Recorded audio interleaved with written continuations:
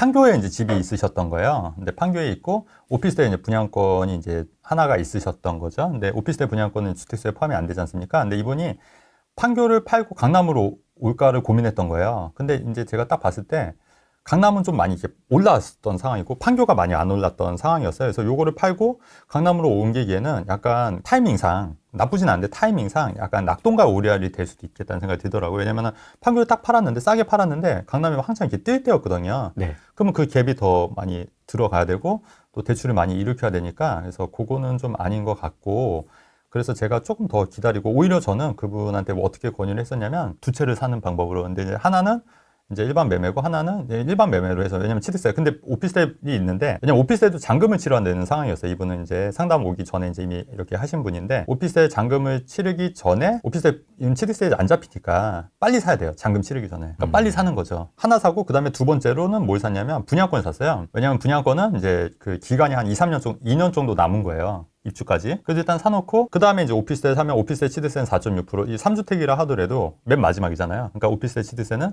4.6%만 내니까.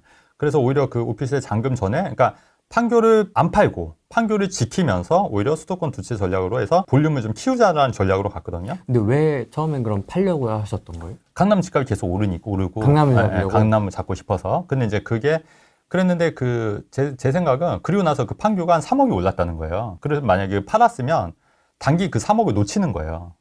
그러니까 무슨 말이냐면은 강남이 막 오를 때 사람들이 판교를 빨리 팔아서 강남에 진입할 때 이게 고점일 때는 차이가 많이 벌어지는 거지 않습니까? 근데 지금 오히려 강남은 주춤하고 판교가 3억이 뛰어버렸으니까 오히려 지금은 좀 늦게 한 게 더 유리할 수가 있다는 거죠. 그렇죠. 네, 타이밍상으로. 그렇게 되는 거고. 근데 이분 같은 경우에는 이제 그 강남으로 오게 되면 또 대출을 많이 일으켜야 되니까 좀 부담이 되는 거고. 은퇴 연령이 가까워졌기 때문에 이게 사실 부담이 많이 될 수 있다고 판단을 한 거예요. 그래서 이제 오피스텔은 이제 분양권이니까 이거 등기 전에 빨리 두 채를 더 사자. 이런 전략을 해서 조금 이게 그 소액으로 이제 두 채를 한 채는 이제 매입하고 한 채는 매입하더라도 치드세 1%지 않습니까? 6억 이하기 때문에 치드세 1%하고 나머지 한 채는 분양권으로 치드세 8%지만 이게 이제 오피스텔 잔금 전에 했기 때문에 오피스텔 분양권은 주택수에 포함이 안 되기 때문에 이렇게 이제 세팅을 해서 성공적으로 저 나름대로 성공되는데 아직 이제 그분은 시간이 가면 더 이제 보이겠죠.